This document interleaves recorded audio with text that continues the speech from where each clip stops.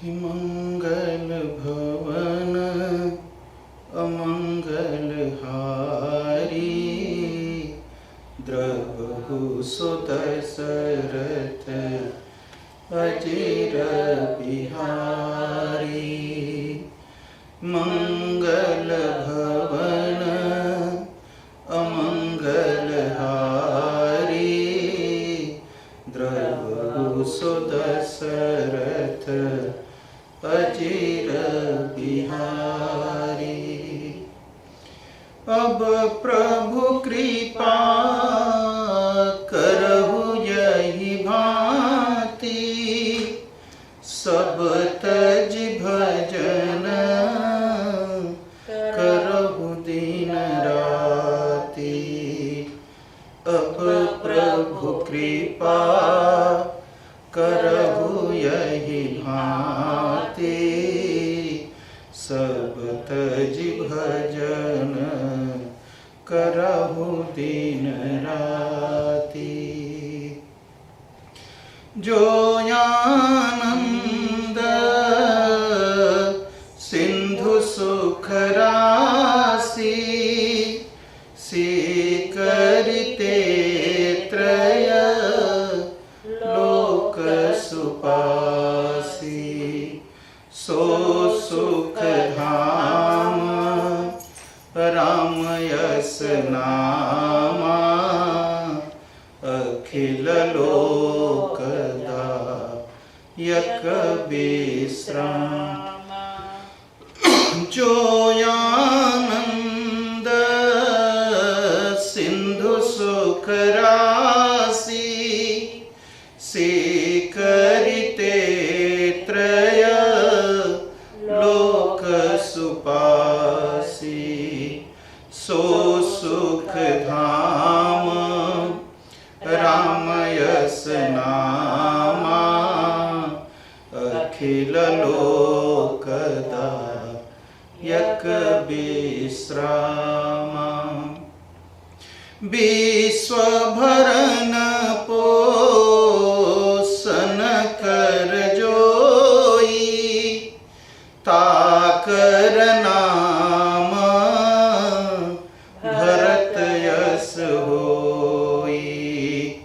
विश्व भरन पोषण कर जोई, ताकर नाम भरत यस होई। जाके सुमिरन तेरी पुनासा, नाम शत्रुघ्न वेद प्रकाशा। जाके सुमिरन तेरी पुनासा, नाम शत्रुघ्न वेद प्रकाशा। लक्षण धाम राम प्रिय, सकल जगत आधार। गुरु वशिष्ठ तेहि राखा, लक्ष्मण नाम उदार। मंगल भवन अमंगल हारी, द्रवहु सुत दशरथ अजिर बिहारी। मंगल भवन अमंगल हारी, मंगल भवन अमंगल हारी, द्रवहु सुत दशरथ अजिर बिहारी। प्रणवौ पवन कुमार, घल बन पावक ज्ञान घन। जासु हृदय आगार, बसहि राम सर चाप धर। कि बंदऊ गुरु पद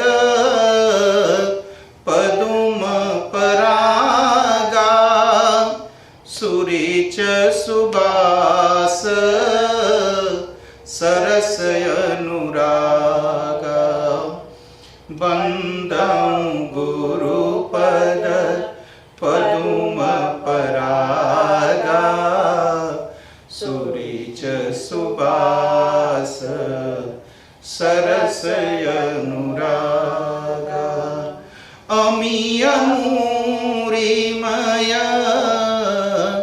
चूरन चारु समन सकल भव रुज परिवारो अमी अमूरिमय चूरन चारु समन सकल भव रुज परिवारो सुकृत संभूतन विमल विभूति मंजुल मंगल मोद प्रसूति जन मन मंजो मुकुर मलहरणी किए तिलक गुण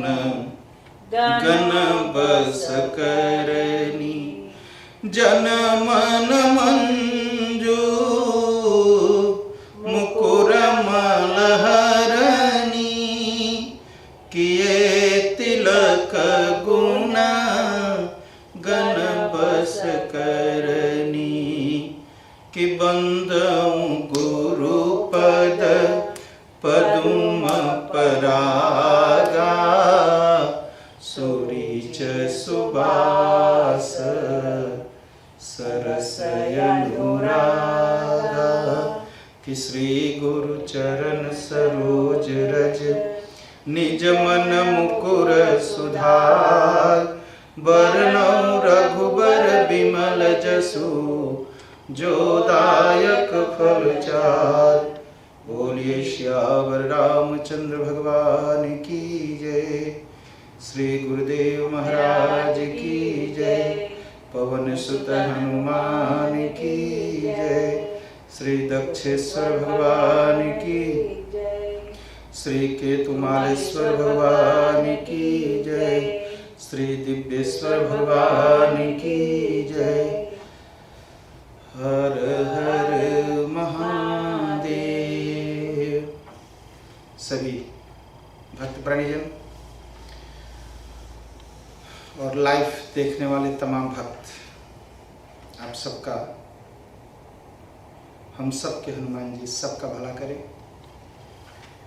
आप सब पर राम जी की कृपा हो।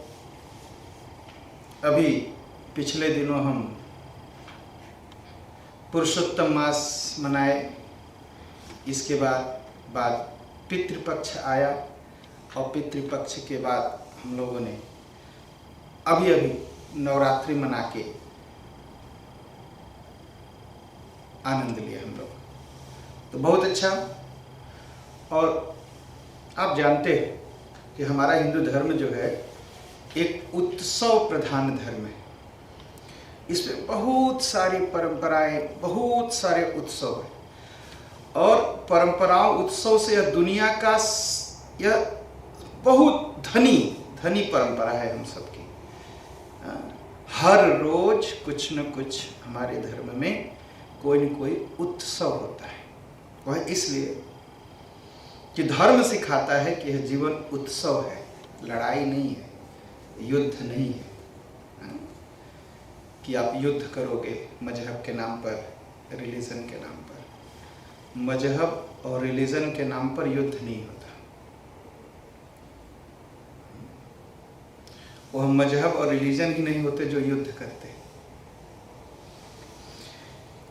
धर्म जो सनातन धर्म है यह हमको सिखाता है कि हम लोग रोज, यह जीवन ही उत्सव है और इस आनंद होकर के इस उत्सव को मनाना चाहिए। और यह जो छोटा सा जीवन है, जीवन बहुत लंबा नहीं है। हम लोग सोचते हैं जीवन बहुत लंबा है, 50, 60, 70, 80, 100 या 200 बरस ही, कितना भी हम कहें बरस बीते, लेकिन यह जीवन बहुत छोटा है, बहुत छोटा है। इतना छोटा है हमारा आपका जीवन कि हम अपनी इच्छाएं नहीं पूरी कर सकते। हमारी एक इच्छा खत्म होती है और दूसरी खड़ी हो जाती है। तो जब यह जो जीवन है इतना छोटा है कि हमारी लगभग सभी इच्छाएं अधूरी रह जाती है। इसलिए हिंदू धर्म सिखाता है यह जीवन उत्सव है, जब तक जियो आनंद से जी लो। और कैसे जियो? भगवान की उपस्थिति जान करके कि हमारे आपके जीवन में भगवान है। इसलिए हिंदू धर्म में कोई शैतान नहीं आया, जो आए वो भगवान के भक्त हुए। हमारे यहाँ राक्षसों की बात कही जाती है, हमारे शास्त्रों में राक्षस कहे गए, लेकिन राक्षसों का भी जीवन देखेंगे, बड़ा तपस्वी जीवन है, बड़ा तप करते हैं, बड़े विद्वान होते हैं, बड़ा पर्व और बड़े उत्सव मनाते हैं। तो यह जीवन उत्सव है, ऐसा ही सोच करके जीना चाहिए। तभी नवरात्रि बीती है और रविवार से कार्तिक महीना शुरू होगा। जैसे अभी तक हम सुनते आए, आप लोगों से हमारी बात होती आई, 2005 से ही मैं लगा रहा श्रावण महीने के प्रचार में, फिर पुरुषोत्तम मास के प्रचार में, और अब मैं लगा हूँ कार्तिक मास की जानकारी आप सबको देने में। तो आने वाले रविवार से कार्तिक मास शुरू होगा। कार्तिक मास जैसे श्रावण मास शंकर भगवान का महीना माना जाता है, वैसे कार्तिक मास विष्णु भगवान का महीना माना जाता है। इस महीने में भगवान विष्णु के मंत्र का जाप करना या सभी देवताओं का मंत्र जाप करना, तुलसी की पूजा, गौ की पूजा, ब्राह्मण की पूजा, देव की पूजा का बड़ा ही महत्व माना गया है। इसलिए यह जो कार्तिक मास 1 अक्टूबर से लेकर 30 अक्टूबर तक है, 30 अक्टूबर को कार्तिक पूर्णिमा होगी और शायद बहुत से लोगों को याद होगा और वो लोग उसमें मई किए होंगे, सूरीनाम में गंगा नहान, कार्तिक पूर्णिमा गंगा नहान।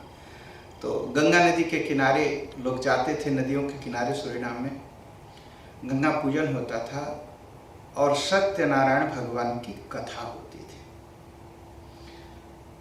धीरे धीरे हम भूलते गए अपनी परंपराएं। अब एक प्रयास है कि हम फिर से उसको मनाएं। तो यह जो कार्तिक महीना है यह बहुत पवित्र है। सभी महीने पवित्र हैं, सब दिन पवित्र हैं, लेकिन कार्तिक महीने में भगवान की पूजा करना। सबसे पहले कार्तिक महीने में है स्नान, सुबह उठ करके स्नान। अगर आपको नहीं पता है कि गंगा नदी में नहीं जा सकते, नदियों में नहीं जा करके स्नान कर सकते, तो घर में ही गंगा जी का आवाहन करके जल में आप स्नान करिए। और जो स्नान का मंत्र है वो फेसबुक पर भी है और वेबसाइट पर भी है, आप आराम से जा करके देख सकते हैं। और आवाहन, अगर नहीं मंत्र आता तो इतने गंगा जी को याद करके स्नान कर लीजिए, जमुना जी को याद करके स्नान कर लीजिए। तो अगर उनको याद करके स्नान करेंगे तो गंगा स्नान का फल आपको पूरी तरह से मिलेगा। दूसरा है, ये कहा जाता है कि विशेष करके भगवान की जो शक्ति है जल में निवास करती है इस महीने में, ऐसा शास्त्र में लिखा है। तो जल में निवास करती है, इसीलिए नदियों में स्नान करते हैं कि भगवान की शक्ति थोड़ी हमें भी मिल जाए। और नदियों में, नदी के किनारे जाकर के दीप दान करते हैं जल के लिए, और जल स्वरूप ही मान करके भगवान की उसकी पूजा करते हैं। दूसरा है, इस कार्तिक महीने में तुलसी का वृक्ष अगर हो, तुलसी का पेड़ पौधा अगर हो आपके पास, अगर आपके पास ज़्यादा है तो दान देने का बहुत बड़ा महत्व है। तुलसी का पेड़ जो है लोगों को दान देते हैं। और अगर घर में तुलसी है, अगर नहीं है तो आप तुलसी की व्यवस्था करिए। हर रोज एक तुलसी के नीचे एक दिया जला करके अपने परिवार के लिए, अपने सुख के लिए, संसार में की शांति के लिए एक दिया रख के प्रार्थना किए करें। यही इस कार्तिक महीने का महत्व है कि तुलसी जी के नीचे एक दिया जलाते हैं और अपने सुख के लिए, परिवार के सुख के लिए और संसार के सुख के लिए प्रार्थना करते हैं। यह पूरा महीना करते हैं। यह इस कार्तिक महीने का महत्व है। मंदिर में जाइए तो वहाँ दीप दान करिए। एक दिया अपने घर से बना के ले जाइए और एक दिया वहाँ जलाइए। एक दिया जरूर मंदिर में जलाइए। इस महीने में स्नान के बाद, दीपदान के बाद दान करना चाहिए। दान का बहुत बड़ा महत्व है। अभी उस पर हम चर्चा करेंगे। यह कार्तिक, फिर इसी कार्तिक महीने में दिवाली आती है। इसी कार्तिक महीने में देवोत्थान एकादशी आती है। देवोत्थान एकादशी बहुत ही पवित्र समय है। 4 महीने तक ऐसा माना जाता है कि भगवान आराम करते हैं क्षीर सागर में। 4 महीने बाद वो उठते हैं। तो जिस दिन उठते हैं उसको कहा जाता है देवोत्थान एकादशी। जब भगवान उठते हैं देवोत्थान एकादशी में, तो उठने के बाद जो शुभ कार्य 4 महीने मना है करने के, जैसे विवाह, गृह प्रवेश, यज्ञोपवीत, मुंडन इत्यादि, अब उस समय इसी देवोत्थान एकादशी के बाद फिर शुरू होगा। उसके बारे में भी जानकारी हम आपको किसी दिन देंगे। कब है, कैसे है, क्या करना चाहिए देवोत्थान एकादशी के दिन। देवोत्थान एकादशी से पहले ही तुलसी विवाह होता है। तुलसी जी के पास शालिग्राम की मूर्ति रख करके तुलसी और शालिग्राम का विवाह मनाया जाता है। वह उत्सव करने से परिवार में सुख रहता है, शांति रहती है और भक्ति मिलती है। उससे भी पहले दिवाली आती है और दिवाली का त्यौहार तो हम बड़े धूमधाम से मनाते हैं और सारी परंपरा जानते हैं। दिवाली से एक दिन पहले हनुमान जयंती आती है। तो कभी कभी मैं जब निमंत्रण भेजता हूँ तो लोग सवाल करते हैं कि ये हनुमान जी का जन्मदिन यह आप लोग 2 बार बनाते हैं, क्यों ऐसा है? हम तो मार्च अप्रैल में जानते हैं कि उस समय मार्च अप्रैल की जो चैत्र नवरात्रि होती है उसके बाद जो पूर्णिमा आती है उस दिन हनुमान जी का जन्मदिन मनाते हैं। लेकिन आप तो दिवाली से एक दिन पहले मनाते हैं, अक्टूबर नवंबर में। हाँ, हनुमान जी का जन्मदिन हम दिवाली से एक दिन पहले मनाते हैं। वाल्मीकि रामायण के अनुसार, वायु पुराण के अनुसार, शिव पुराण के अनुसार, वामन पुराण के अनुसार, नारद पुराण के अनुसार हनुमान जी का जन्म दिवाली से एक दिन पहले हुआ था। उसे कहते हैं नरक चतुर्दशी के दिन। नरक चतुर्दशी के दिन हनुमान जी का जन्म हुआ था। उसी दिन हनुमान जी का जन्म मनाते हैं। और जो हम लोग कथाएं सुनते हैं ना कि हनुमान जी जब पैदा हुए तो उसके एक दिन बाद जो है सूर्य ग्रहण था, तो हनुमान जी की माँ ने कहा था जो लाल मिले उसे खा लेना। तो हनुमान जी सुबह देखे कि सूरज भगवान निकले और जा करके जो है सूरज भगवान को अपने मुंह में रख लिया। तो सूरज भगवान ने पूछा ऐसा क्यों कर रहे हैं? तो कहा कि मेरी माँ ने कहा है इसलिए हम कर रहे हैं। माँ ने कहा जो लाल है उसे खा लेना, तो आप ही लाल दिखाई पड़े इसलिए मैंने खा लिया। तो उसी दिन ग्रहण लगने वाला था।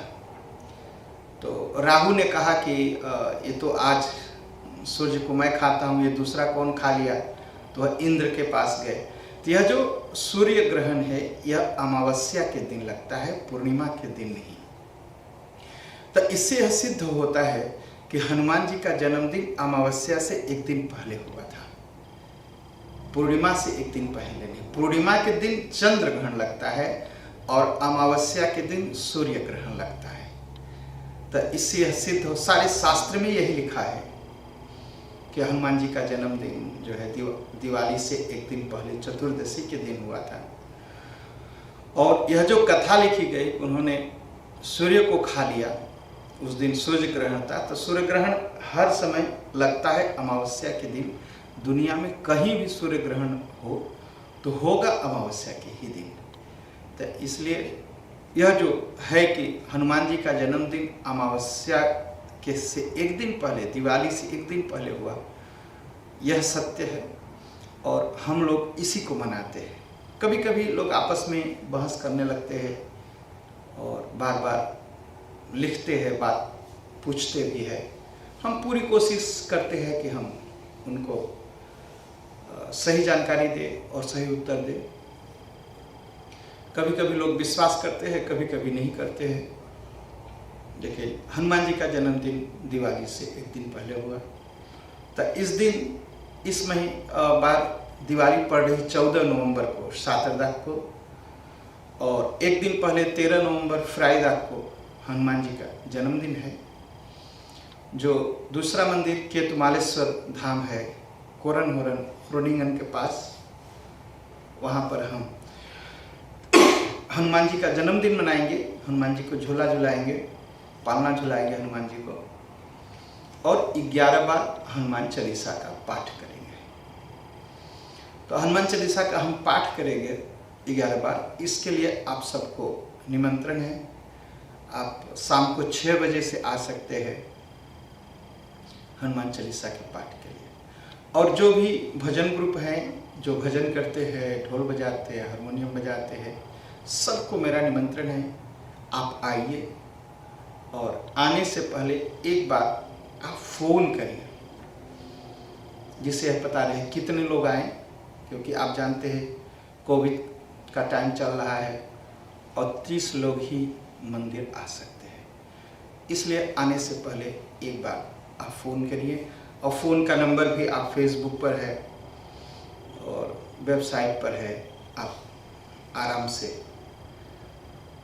वहाँ से ले सकते हैं नंबर और फ़ोन कर सकते हैं। तो पहला है कि जो जानकारी मैंने दिया कि पहले कार्तिक महीना, ये महीना सत्यनारायण भगवान की कथा सुनना, भगवान विष्णु की पूजा करना, केले के पेड़ की पूजा करना, और सबसे अच्छी बात है कि कम से कम एक तुलसी का पत्ता शालिग्राम को रोज चढ़ाइए। इससे चढ़ाने से बीमारी खत्म होती है। अगर कोई लंबी बीमारी है तो एक तुलसी का पत्ता शालिग्राम भगवान को चढ़ाइए और उनसे अपने मन की बात कहिए, अपनी दुख कहिए, अपने सुख कहिए, और भगवान आपका भला करेंगे। तो बहुत अच्छा है। यह बहुत ही पवित्र समय 1 तारीख से आने वाला है और आप उसमें अपने जीवन को धन्य बनाने के लिए, सुखी बनाने के लिए, भक्ति प्राप्ति के लिए, मुक्ति की प्राप्ति के लिए, चारों पुरुषार्थ धर्म अर्थ काम मोक्ष की प्राप्ति के लिए आप भगवान की आराधना जरूर करें। जितना हो सके, मैं तो कहूँगा पूरी तरह से सात्विक भोजन करने की कोशिश करें। सात्विक भोजन क्या है? सात्विक भोजन है आपके घर में पहली बात बिना स्नान किए रसोई में न जाए, बिना स्नान किए चूल्हे को न जलाएं, बिना स्नान किए कुछ न खाएं। और भोजन ऐसा हो कि आपके भोजन से किसी की मृत्यु न हो, ऐसा सोच करके भोजन करें। और जो भोजन पकाए तो भगवान का भजन करते हुए भोजन पकाए। अगर भगवान का भजन करते हुए, राम राम करते हुए, कृष्ण कृष्ण करते हुए भोजन पकाएंगे और अपने परिवार को खिलाएंगे तो सच कहता हूँ जो जो लोग वो भोजन करेंगे उनका मन पवित्र होगा। तो इसलिए करना तो हर रोज चाहिए, लेकिन यह महीना बहुत पवित्र है। सात्विक भोजन करिए, सात्विक जीवन जीने की कोशिश करिए, और कोशिश करेंगे तो सफल होंगे और सुख भी मिलेगा, आपको बहुत मानसिक शांति मिलेगी और आप बहुत ही आनंद में जीना शुरू करेंगे। आप ये महीना आप पूरी तरह से कोशिश करिए। तो हनुमान जी का जन्मदिन 13 तारीख को है, आप सब उसमें आए। 13 नवंबर को फ्राइडे है, आप आराम से देर तक भजन सुन सकते हैं। हम सबके साथ मिल करके हनुमान चालीसा का पाठ कर सकते हैं। तो इस बात का आप पूरा ध्यान रखें। आइए, हनुमान चालीसा की जो चौपाइयाँ आज हम ले रहे हैं उस पर हम अपने भाव व्यक्त करते हैं। हम जो कर रहे हैं यह मेरे अपने विचार हैं, यह मेरी अपनी जिम्मेदारी है। अगर आपको अच्छा लगे तो आप अपने जीवन में उतारिए, न अच्छा लगे आप एक बार कहिए कि ये बात कैसी है। शायद हमारे कहने में त्रुटि होगी, कोई इतना विद्वान नहीं है मैं हूँ कि सारी बात जानता हूँ, लेकिन जो जानता हूँ आपको बताने की कोशिश करता हूँ। तो आप लिखिए, अगर आपके मन में सवाल आते हैं तो, और फिर मैं और बेस्ट कोशिश करूँगा, और पढ़ूँगा, आपको और अच्छा बताने की कोशिश करूँगा। तो आप लिखिए। और यह फ्राइडे का सत्संग शुक्रवार का यह चलता रहेगा, आप पूरा ध्यान रखें। तो हमारी बात चल रही थी, राम रसायन तुम्हारे पासा, सदा रहो रघुपति के दासा। हम लोग इसी हनुमान चालीसा पर जो है हम लोग बातचीत चल रही थी कि हम राम रसायन तुम्हारे पासा, सदा रहो रघुपति के दासा। यह जो रसायन शब्द है इसका बहुत बड़ा अर्थ है। मैंने कोशिश किया कुछ आपको बताने के लिए, कुछ और आगे चलते हैं। राम जी को क्या कहा? राम जी रसायन हैं और वह रसायन हनुमान जी के पास। राम रसायन तुम्हारे पासा, सदा रहो रघुपति के दासा। तो राम जी रसायन है। रसायन का मतलब होता है रस। और राम जी कौन है? राम जी के बारे में विश्वामित्र जी और गुरु वशिष्ठ दोनों कहते हैं कि राम जी धर्म है। धर्म सेतु पालक तुम त्राता। ये विश्वामित्र जी ने कहा कि राम तुम धर्म रूपी सेतु। और राम जी की मूर्ति क्या है? राम विग्रहवान धर्म। राम जी का विग्रह ही धर्म है। राम जी का धनुष धर्म है, राम जी धर्म है, राम जी का विग्रह धर्म है। और रसायन क्या है? जो हमारी आपकी बीमारियों को दूर कर दे उसका नाम रसायन होता है। रस का अयन, जिसमें सारे रस होते हैं। अयन का मतलब घर। घर का यहाँ पात्र भी ले सकते हैं आप, बर्तन जिसमें सारे रस रखे जाएं। सारे रस। तो धर्म का रस क्या है? धर्म रस का मतलब होता है ये तत्व। धर्म के 4 तत्व कौन है? धर्म के 4 तत्व माने गए कौन कौन सा? सत्य, दया, दान और तप। धर्म का के जो तत्व माने गए सत्य, दया, दान और तप, ये धर्म के तत्व माने गए। तो राम जी धर्म है। राम जी साक्षात सत्य है।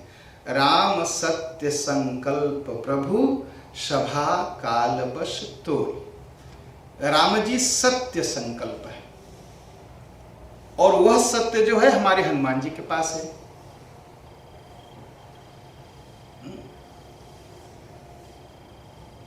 हनुमान जी ने क्या कहा सीता जी मैया के सामने? राम दूत मैं मातु जानकी, सत्य शपथ करुणा निधान की। सत्य राम जी हैं, वह सत्य जो है हमारे हनुमान जी के पास है। तो धर्म का जो पहला तत्व है, जो पहला रस है, उसे कहा गया सत्य। अब सत्य क्या है? यह जो संसार है, यह संसार को असत्य कहा गया और ब्रह्म को सत्य कहा गया। ब्रह्म सत्यम जगत मिथ्या। यह संसार मिथ्या है, झूठा है, ब्रह्म ही सत्य है, भगवान ही सत्य है, राम जी ही सत्य है। इसीलिए सत्यनारायण की कथा कही जाती है कि यह संसार असत्य है और भगवान ही सत्य है। इसी बात को समझाने के लिए तो सत्य। अब कहेंगे कि सत्य, सत्यम चर, सत्यम वद, सत्य बोलना चाहिए, सत्य आचरण करना चाहिए, सत्य बताना चाहिए। अब कहेंगे सत्य तो बड़ा मुश्किल है बोलना। सत्य तो बहुत मुश्किल है। कबीरदास जी ने कहा, साच कहे जग मारन धावे, झूठे जग पतियाना। अगर सच बोले तो संसार मारने को दौड़ता है। जरूर अगर कबीरदास जी की तरह सत्य बोलेंगे, संसार जरूर मारेगा। कैसे? कहा, एक समय तुलसीदास जी और कबीरदास जी भिक्षा मांगने गए। एक कहानी है। और भिक्षा मांगते मांगते एक माता जी के दरवाजे पहुंचे। तुलसीदास जी ने कहा, माता जी भिक्षाम देहि। माता जी ने जो कुछ था चावल दाल दिया और ब्राह्मण जानकर के प्रणाम किया और तुलसीदास जी भिक्षा लेके गए। माता जी कहा, कबीरदास सुन रहे थे, कहा मैं भी सत्य कहूंगा। गए, कहा मेरे बाप की औरत भिक्षा दे। उस औरत ने डंडा निकाला, हमारा 2 डंडा। कहा मैं तुम्हारे बाप की औरत हूं? कहा वही तो तुलसीदास ने कहा, माता जी भिक्षा दे। यही सत्य है ना। माता मतलब पिता की पत्नी। कहा हाँ। कहा वही तो मैं कह रहा हूं, मेरे बाप की औरत। सत्य दोनों बोल रहे। तो जब मारा तो कबीरदास जी ने कहा, साच कहे जग मारन धावे। मैं सच्ची कहा, तुम मारने दौड़ती हो। तो देखिए, यह सत्य बोलने का फर्क है। तुलसीदास जी मातृ स्वरूपा नारी जाति जान करके माता कहा, उनको भिक्षा दान में मिली और चले गए। और कबीरदास जी कड़ुआ सत्य बोले। हाँ, सत्य में थोड़ा मर्चा लगा के बोले तो मार खानी पड़ी, भिक्षा भी नहीं मिली। तो इसलिए सत्य बोलना चाहिए, सत्य ही बोलना चाहिए। लेकिन ऐसा सत्य नहीं बोलना चाहिए कि मार खानी पड़े, और ऐसा सत्य भी नहीं बोलना चाहिए कि दूसरे के मन को चोट लगे। ऐसे सत्य बोलने की कोई जरूरत नहीं। अच्छा, एक जगह गया कथा सुनने। आपको मैं बताऊं किस तरह सत्य के बारे में कथाएं होती। महाराज कई बार फोन किए कि मेरी कथा है, आप आइएगा जरूर, आप आइएगा जरूर। कहा ठीक है, आएंगे। गए। अब वो जानते थे मैं राम जी का भक्त, और एकदम आगे बैठाया गया मुझे, भैया कथा सुनिए। कथा तो मैं सुनता हूँ,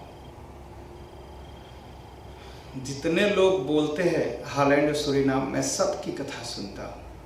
अच्छे वक्ता है, अच्छे बोलते हैं। तो कथा सुनने लगा तो कथा सुनाने लगे सत्य के मामले में, और कहा कि सत्य जो है,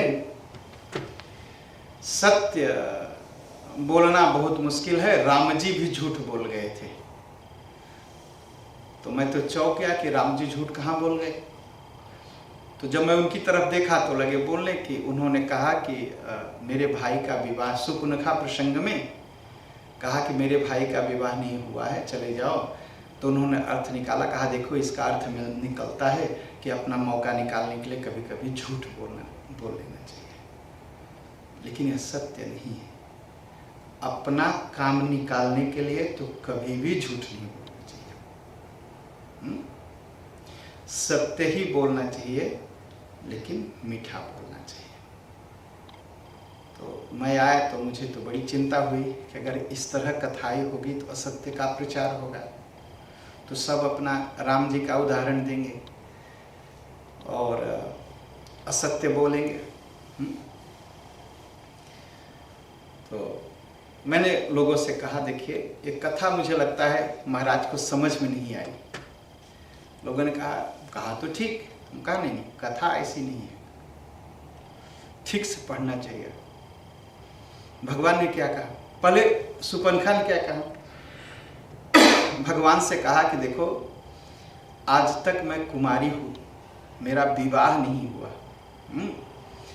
कहा क्यों नहीं हुआ, कहा बात है कि कोई मेरे मन का दूल्हा नहीं मिला, लड़का नहीं मिला। तो भगवान ने पूछा बताओ तब मुझे मैं कहाँ से, कहा थोड़ा सा तुम्हें देख करके मेरा मन करता है तुमसे विवाह कर लो। भगवान ने कहा देखो मेरा विवाह हो गया है, और जिस तरह तुम कह रही हो तुम्हारा विवाह नहीं हुआ है, जैसे तू कुंवारी हो वैसे ही हमारे भाई भी कुंवारे हैं। तो अब भगवान ने क्या कहा, यही ने कहा जैसे तू कुंवारी, जैसे तू झूठ बोल रही है, विवाह होने के बाद बच्चे होने के बाद भी तू कुंवारी अपने आप को घोषित कर रही हो, वैसे मानू तो मेरे भैया भी कुंवारे हैं, जाओ लक्ष्मण के पास जाओ। भगवान ने कोई झूठ नहीं बोला, भगवान ने बस सुपुनखा की बात का जवाब दिया। जैसे तू कुंवारी है, विवाह होने के बाद भी तू कुंवारी है, तो मेरे भैया भी विवाह होने के बाद कुंवारे हैं, जाओ। तो भगवान ने झूठ नहीं बोला। तो सत्य, तो सत्य कैसा बोलना चाहिए, तुलसीदास जी ने लिखा, कहीं सत्य प्रिय वचन विचारी, और सोवत जागत शरण तुम्हारी। वाल्मीकि जी से भगवान ने पूछा कहाँ रहूं, तो वाल्मीकि जी ने 14 स्थान बताए, उसमें एक स्थान यही है, कहीं सत्य प्रिय वचन विचारी, सोवत जागत शरण तुम्हारी। कहीं सत्य प्रिय, कहीं सत्य प्रिय वचन विचारी, सोवत जागत शरण तिहारी। कहा भगवान उसके जीवन में बसना, कहा जो सत्य बोलता है लेकिन मीठा बोलता है। सत्य बोलना चाहिए लेकिन मीठा बोलना चाहिए। ऐसा सत्य बोलने की जरूरत नहीं है जिससे किसी को चोट लग जाए। और हर बात को बोलने का एक तरीका होता है, थोड़ा पॉजिटिव बोलिए, थोड़ा पॉजिटिव बोलिए। हर बात में सोचिए कि आप इस बात को किस तरह से आप पॉजिटिव, सकारात्मक पॉजिटिव बोल सकते हैं। ऐसे मत बोलिए। किसी लोग कहते हैं कि हाँ हम तो बस फटाक से जवाब दे देगा, वो आप सत्य नहीं बोल रहे, आप जवाब दे रहे, आप दिखा रहे कि आप फट से बोलते हैं। नहीं, ये गलत बात है, एकदम पूरी तरह से गलत है। अगर आपको लगता है, आपको लगता है कि मेरी बात कहने से किसी को चोट लगेगी, तो रुक जाइए, उस बात के बारे में सोचिए। आप ठीक से कैसे बोले समझाएंगे कि वह आपकी बात भी मान लें, उनको चोट भी न लगे और आप सत्य भी बोलें। इसलिए कहीं सत्य प्रिय वचन विचारी, सोवत जागत शरण तिहारी तुम्हारी। भगवान से वाल्मीकि जी ने कहा बोले लेकिन सत्य बोले, लेकिन प्रिय बोले। सत्यम ब्रूयात् प्रियम ब्रूयात्, सत्य बोले और मीठा बोले। और कबीर जी ने कहा सत्य बोलने जानते कितना कठिन है। तपस्या मतलब तपस्या दुख उठाना, कष्ट उठाना, सत्य बोलने से ज्यादा मुश्किल कुछ है ही नहीं। सांच बराबर तप नहीं और झूठ बराबर पाप, जाके हृदय सांच है ताके हृदय आप। सत्य बोलना एक तपस्या है, इसलिए सच बोलना। लेकिन सबसे बड़ी तपस्या है सत्य को मीठा बोलना। अगर आप इतना कर लिए तो कबीरदास जी कहते हैं ताके हृदय आप, सत्य बोले और मीठा बोले, ऐसे बोलने के हृदय में भगवान निवास करते हैं। यह रस है, यह राम रस है। राम रसायन तुम्हारे पास। तो सत्य, सत्य बोलना और प्रिय बोलना।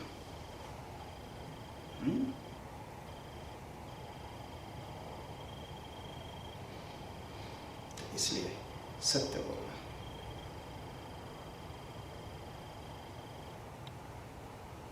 दूसरा जो राम रसायन है, जो धर्म का रसायन है, तप करना, कष्ट। तप का मतलब सीधा सीधा है मेहनत करना, कष्ट उठाना। लेकिन कुछ लोग कहेंगे मैं बड़ा कष्ट सहता हूँ। भाई दुष्ट व्यक्ति भी कष्ट सहता है, लेकिन दुष्ट कष्ट सहता है दूसरों को दुख देने के लिए, और साधु कष्ट सहता है दूसरों को सुख देने के लिए। दुख दोनों उठाते हैं, दुष्ट भी और साधु भी। तो दुष्ट रात दिन परेशान होता है और कहता भी है चाहे मेरा नाश हो जाए लेकिन मैं तुम्हारा नाश करके रहूंगा। यह दुष्ट का स्वभाव है, वह भी दुख उठाता है। तो दुख उठाने से कोई तपस्वी नहीं होता, या मेहनत करने से कोई तपस्वी नहीं होता। आप जो तपस्या कर रहे हो, जो दुख उठा रहे, उससे संसार को सुख मिल रहा है कि नहीं? अपने लिए तो सभी कष्ट उठा लेते हैं, लेकिन आपकी तपस्या से संसार को सुख मिल रहा है कि नहीं, उसको कहा गया तप। तप करना। और हम पैसे कमाने के लिए भी तपस्या करते हैं, हम अपने शरीर को सजाने के लिए भी कष्ट उठाते हैं, हम धन जुटाने के लिए भी बड़ा कष्ट सहते हैं। यह सब पुरुषार्थ है। तप क्या है? जिस कार्य से भगवान मिले उसको कहा गया तप। जिस कष्ट से, जिस तपस्या से, जिस नाम के जप से, उसको कहा, जिससे भगवान की प्राप्ति हो, उसको कहा गया तप। तो थोड़ा सा जीवन में कथा सुनना, कथा करना, कथा सुनाना, थोड़ा सा रामचरितमानस का पाठ करना, हनुमान चालीसा का पाठ करना, बहुत बड़ी तपस्या है। संकल्प तो लीजिए कि महीना भर हनुमान चालीसा 3 बार पढ़ूंगा। 1-2 दिन तो खूब चलता है, उसके बाद धीरे धीरे तपस्या टूटने लगती है। तो सोचते अच्छा 2 घंटा बाद, अच्छा फिर दोपहर को, अच्छा फिर शाम को। तपस्या बहुत कठिन है। लोग सोचते हैं कि रामायण का पाठ करना बहुत सवेरे क्या है, उठ के बस रामायण जी का पाठ ही करना है। करिए, एक बार करिए तो लगेगा कितना कठिन है, लेकिन करिए।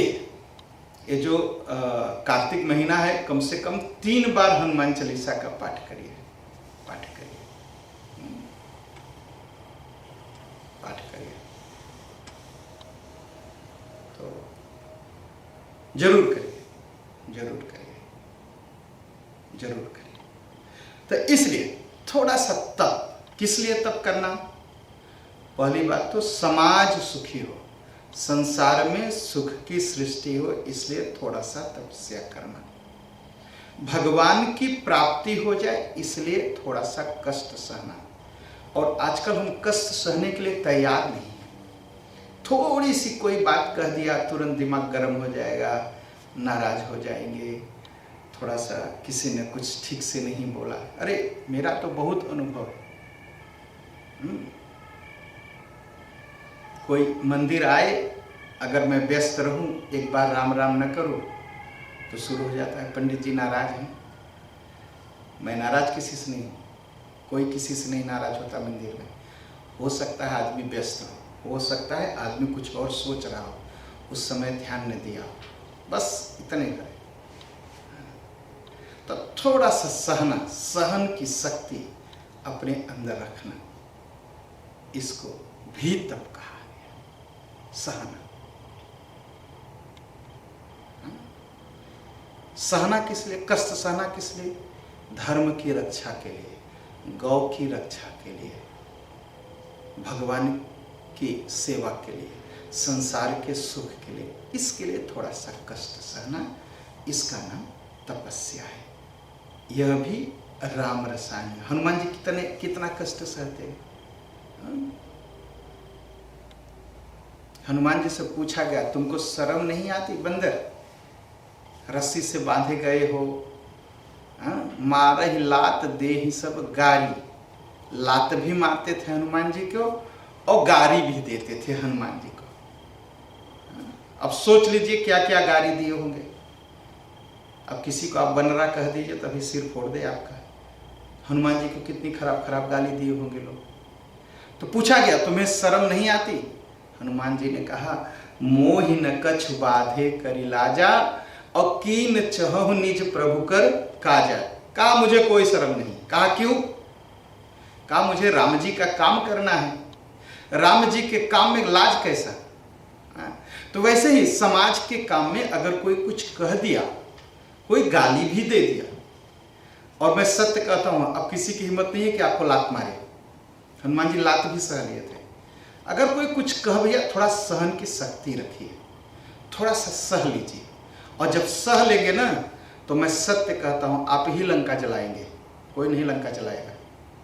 जो सहेगा वही इस संसार से पाप और दुख को दूर कर पाएगा। जो नहीं सहेगा केवल बात कर सकता है, पाप और दुख को दूर नहीं कर सकता। इसलिए थोड़ा सहन शक्ति, इसे कहा गया तप। फिर दया, दया करना, जीव दया करना। हमारे भोजन से, हमारे चलने से, हमारे उठने से, हमारे बैठने से किसी को दुख तो नहीं हो रहा है, कोई मर तो नहीं रहा। इसके लिए थोड़ा सा विचार करना। हम जो भोजन कर रहे हैं, इससे किसी की जान तो नहीं चली गई है। दया, धर्म, परम धर्म श्रुति विदित अहिंसा। सबसे बड़ा धर्म है अहिंसा। हम अपने विचार को पालन करने के लिए किसी का गला तो नहीं काट रहे, हम अपने पेट भरने के लिए किसी का जान तो नहीं मारा जा रहा है। हर समय सोचना, यही दया है, जीव दया, दया करना। ये तीन हुए। दया क्यों करना? जैसा हम इस जीवन में करेंगे, अगले जीवन में वैसा ही हमारे साथ होगा, एकदम वैसा। बकरी, एक आदमी बकरी को काट रहा था, बकरी हंस रही थी। तो उस आदमी ने पूछा, तू हंस क्यों रही है? कहा, बकरी पाती खात है। कहा, मैं तो पत्ता खाती थी, मेरा गला काटा गया, और तुम तो मुझे खाओगे, बताओ तुम्हारे साथ क्या होगा? बकरी पाती खात है ताकि काढ़ी खाल। कहा, मैंने तो कुछ नहीं किया, पत्ता पेड़ पर से गिरता था, मैं खा लेती थी। उस पाप का सजा ये मिला कि मेरा गला काटा जा रहा है, मेरा चमड़ा उखाड़ा जाएगा, और तुम तो मुझे खा रहे हो, तुम्हारा क्या हालत होगा? जरा सा सोच। जैसा हम दूसरे के साथ, हमारा भोजन, हमारा मन, हमारी सोच, हमारा जीवन जैसा होगा, वैसा ही हमें मिलेगा। इसलिए भोजन के समय थोड़ा सा विचार करिए, जीव दया करिए। अब कुछ लोग कहते हैं मेरे शास्त्र में लिखा है। किसी भी शास्त्र में नहीं लिखा है जीव हत्या, किसी भी शास्त्र में नहीं लिखा है। सब में लिखा है जीव दया करना, किसी भी शास्त्र में नहीं, जीवों पर दया करना। अच्छा।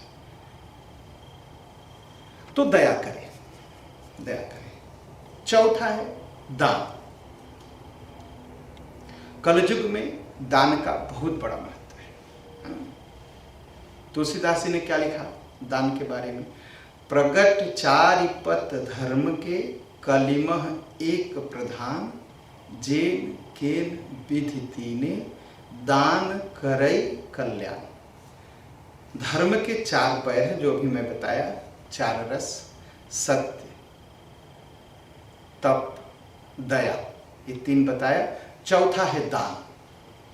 कैसे भी कलयुग में किसी भी तरह से आप दान दीजिए, लेकिन दीजिए जरूर, दीजिए जरूर दान।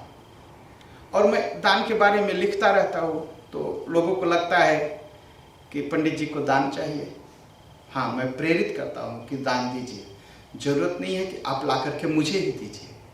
मेरी इच्छा बस इतना है कि आपकी कमाई का, जो आप बड़ी मेहनत से कमाते हैं, बहुत मेहनत से आप पैसा कमाते हैं, उसको यहाँ वहाँ खाने पीने नाचने गाने में मत खत्म करिए। थोड़ा सा आपकी मेहनत की कमाई का अन्न थोड़ा सा भगवान की सेवा में लग जाए, बस यही उद्देश्य है। अब लोग कभी कभी सवाल करते हैं, क्योंकि मैं बराबर लिखता हूँ, मंदिरों को दान दीजिए, ब्राह्मण को दान दीजिए। उसका भी आधार है। पहली बात मैं आपको सत्य कहूँ, मेरा धर्म है दान लेना, दान देना, विद्या पढ़ना, विद्या पढ़ाना, यज्ञ करना और यज्ञ कराना। पूरे विश्वास के साथ जितना मैं कर सकता हूं मैं करता हूं, अपने छहों धर्म को निभाता हूं। इसलिए मैं दान की बात करता हूं। और दान मैं नहीं मांगता हूं अपना पेट भरने के लिए। मेरा पेट तो भगवान भर देंगे, और ब्राह्मण का पेट है कभी भरता नहीं, ये कभी नहीं भरता, इसको भगवान भी नहीं भर पाते। तो इसलिए मैं अपने पेट के लिए मैं आपसे नहीं मांगता। मैं मांगता हूं कि आपकी मेहनत की कमाई का धन भगवान की सेवा में लग जाए, और वह जो भगवान की सेवा में लगेगा उससे आप सुखी होंगे और यह सनातन धर्म बचेगा। बस इतने भर, इतने भर। हाँ, कभी कभी किसी को बुरा लगता है, लेकिन यह दवा खाना कोई चाहता है? कोई नहीं ना। खराब लगता है दवा खाना कभी कभी, लेकिन डॉक्टर का काम है दवा देना। दवा खिलाएगा, जबरदस्ती खिलाएगा। तो भगवान ने मुझे डॉक्टर बनाया है, ब्राह्मण बनाया, इसलिए मैं कहता रहता हूँ।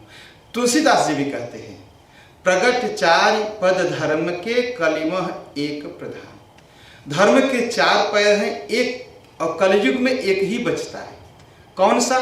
दान। और जेन केन विधि दीने दान करे कल्याण। किसी भी तरह से दान दीजिए, आपका कल्याण होगा। किसी भी विधि से दान कर दीजिए। और दान के बारे में तो मैं कहूं तो बहुत बड़ा विचार है। विनोबा भावे, आप नहीं सुने होंगे शायद उनका नाम, हालैंड सूरीनाम में, लेकिन महात्मा गांधी जी का नाम सुने होंगे। महात्मा गांधी जी के जितने आश्रम थे, महात्मा गांधी जी के बाद विनोबा भावे उनके हेड बनाए गए, सभी आश्रमों के। और गांधी जी के बहुत बड़े भक्त रहे, शिष्य रहे विनोबा भावे। और आप जानते हैं, गांधी जी से लेकर सब लोगों ने दान की महत्ता बताई। विनोबा भावे के विचार एक पुस्तक में पढ़ रहा था, उन्होंने कहा, जो दान देता है मत सोचिए आप दान देते हैं, मत दान देना यह मत सोचिए आप किसी को देते हैं। आप खेत में बीज डालते हैं, जैसे खेत में एक बिया पड़ता है और एक बिया से 1000 बिया आपको मिल जाता है, अन्न मिलता है खाने को, वैसे ही दान वह है खेत में रखा हुआ बीज, जिससे एक वृक्ष पैदा होगा, उसका फल जिसने उस वृक्ष को लगाया उसका परिवार ही खाएगा, वैसा ही दान है। इसलिए दान देना चाहिए। और देना कैसे चाहिए? बाइबल में लिखा है दान दाहिने हाथ से दीजिए लेकिन बाएं हाथ को पता न चले। मत्ती में लिखा है कि दान इस तरह दीजिए कि दाहिने हाथ से दीजिए और बायां हाथ भी न जाने कि आपने दान दिया है। ये है। और इस्लाम में खैरात, जब रमजान का महीना होता है तो खैरात बांटते हैं, सीधा सीधा वो दान है। तो सभी मजहब, सभी रिलीजन में दान का महत्व है। तो हमारा जो सनातन धर्म है इसमें भी दान का बहुत बड़ा महत्व है। दान देना ही चाहिए। और दान देना, अब कुछ लोग कहते हैं, आप पंडित जी आप बराबर कहते हैं कि आप ब्राह्मण को दान दीजिए और मंदिर को दान दीजिए। हाँ, क्यों? कि ब्राह्मण को दान देंगे तो भगवान की सेवा में लगाएगा। तो कहते हैं कि फिर भूखे के क्यों नहीं देंगे? आप एकदम दीजिए। भूखा आदमी अपनी सेवा में लगाएगा। और ब्राह्मण को दान देंगे तो भगवान की सेवा में लगाएगा। और अब कहेंगे क्या विश्वास की ब्राह्मण अपनी सेवा में नहीं लगाएगा, भगवान की सेवा में न लगाए, खुद खा जाए तो इसलिए दान जान करके दीजिए कि आपका दान भगवान की सेवा में लगेगा कि नहीं। जो दान भगवान की सेवा में लगता है उसी का पुण्य मिलता है। अच्छा, पूजा हो, यज्ञ हो, आप कोशिश करिए कि आपकी ही कमाई से हो, तभी पुण्य मिलेगा। और जब आप दूसरी की कमाई से आप करेंगे तो आपको कुछ पुण्य मिलने वाला नहीं है। हाँ? तो वो हवन हुआ, हवन करते समय अग्नि में जो हवन करते हो अग्नि को दान है। उसमें भी आप पूरी कोशिश से आप अपनी कमाई से ही हवन करिए। आप ऐसे मत सोचिए कि कोई आपको ला करके दे और तब आप हवन करेंगे, या किसी का दिया हुआ आप लेके हवन करिए, न करिए। उसका कोई फायदा भी नहीं है और शुभ प्रभाव भी नहीं। तो दान भी, हवन भी, पूजा भी, यज्ञ भी आप छोटे में करिए, लेकिन आप अपनी कमाई से करिए। आप अपनी कमाई से करिए, एकदम एकदम, तभी आपको पुण्य है, तभी आपको उसका फल है। इसलिए पूरी कोशिश करिए। और दान देते समय शास्त्र क्या कहते हैं जरा सोच लीजिए, सुन लीजिए। कुपात्र दानात् च भवेत् दरिद्रो दरिश्च दोषेण करोति पापम। दान दीजिए, सुपात्र को दीजिए। कैसे सुपात्र? जो आपको आशीर्वाद दे, जो आपका धन भगवान की सेवा में लगाए, उसे सुपात्र कहा गया। तो सुपात्र को दिया हुआ दान आपको धनी बनाता है, और कुपात्र को दिया हुआ दान आपको दरिद्र बनाता है। इसलिए सुपात्र, किसी को भी आप भोजन करा दीजिए, किसी का घर बना दीजिए, ठीक है, बहुत अच्छी बात, करना ही चाहिए, एकदम करना चाहिए, कोई शंका नहीं, करना ही चाहिए।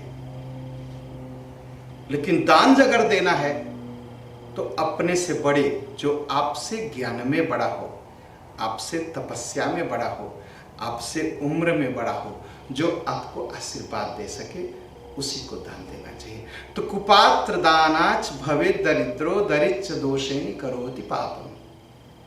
कुपात्र को दिए दान देने से व्यक्ति दरिद्र हो जाता है, और दरिद्रता के नाते व्यक्ति फिर पाप करने लगता है। इसलिए सुपात्र को दान देना चाहिए, और ऐसे वैसे जगह नहीं। हाँ, सबसे बड़ी बात है कि दान देते समय सोचिए कि यह आपका दान भगवान की सेवा में लगेगा कि नहीं। और यह संसार दान से चलता है। अगर यह हवा, वायु देवता अगर श्वास का दान न करे तो सारी दुनिया समाप्त हो जाएगी। ये नदियां अगर अपने जल का दान न करे तो हमारे पास जल नहीं रहेगा। और आप मान लीजिए, जो नदियां जल का दान नहीं करती वो सूख जाती। और एक बहुत अच्छी कविता है,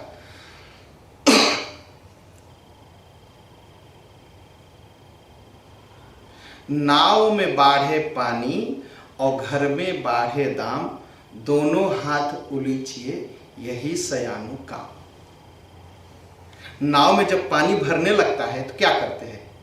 पानी उठा उठा के और भरते हैं कि निकालते हैं? निकालते हैं। निकालने से नाव चलती रहती है, कोई डूबते के मरता नहीं। हाँ, तो नाव में बाढ़े पानी, जैसे नाव में पानी भरने के बाद लोग निकाल के बाहर फेंकते हैं जिससे लोग बच जाए। और घर में बाढ़े दान, घर में जब धन बढ़े तो क्या करिए? दोनों हाथ उलीचिए, निकालिए, दान दीजिए, दान करिए। और दान करने से क्या होगा? यह जीवन चलता रहेगा। नहीं, धन की तीन गति है: दान, भोग और नाश।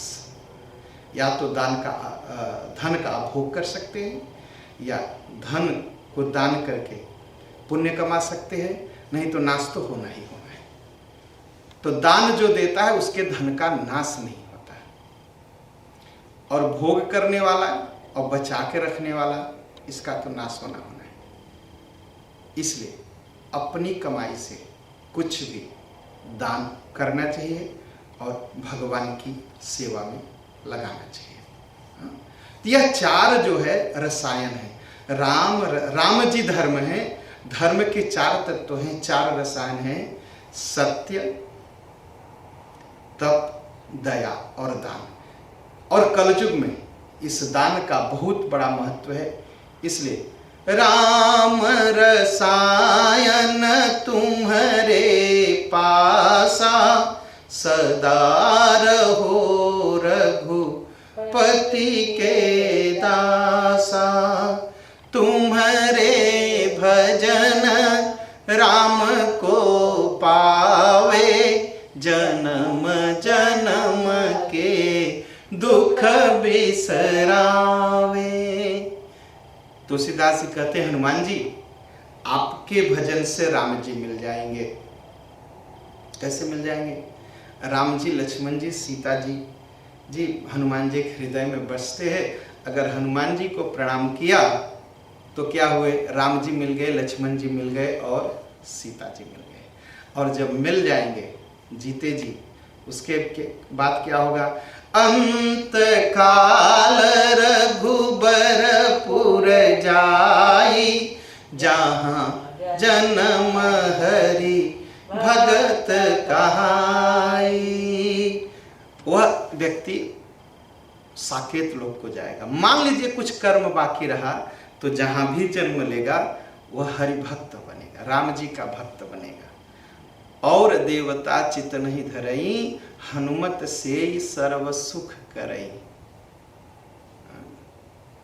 बस हनुमान जी की सेवा करिए और सब सुख मिल जाएगा। मैं आपको बताया, सब सुख लहई तुम्हारी सरना। संसार भी मिल जाएगा और भगवान भी मिल जाएंगे। जिसके ऊपर हनुमान जी ने कृपा की, सुग्रीव के ऊपर कृपा की, राजा भी बन गया और मुक्ति भी मिल गई। विभीषण जी के ऊपर कृपा की, विभीषण राजा भी बने और मुक्ति मिल गई। और संकट कटय मिटय सब पीरा, जो सुमिरय हनुमत बलबीरा। अगर हनुमान जी की भक्ति करेंगे तो सब प्रकार का संकट, अगर आपको मेरी बात का विश्वास न हो, 3 बार रोज हनुमान चालीसा पढ़ करके देख लीजिए। तुलसीदास जी कहते हैं, हे हनुमान जी, जो आपका भजन करता है उसके सारे संकट मिल जाते हैं। तो जय जय जय हनुमान गोसाई, कृपा करहु गुरु देव की नाई। अंत में तुलसीदास जी कहते हैं, हनुमान जी आपकी जय हो, जय हो, जय हो। आप कृपा करिए, आप गुरुदेव हैं और गुरुदेव की तरह कृपा करिए। और गुरुदेव कैसे कृपा करते हैं?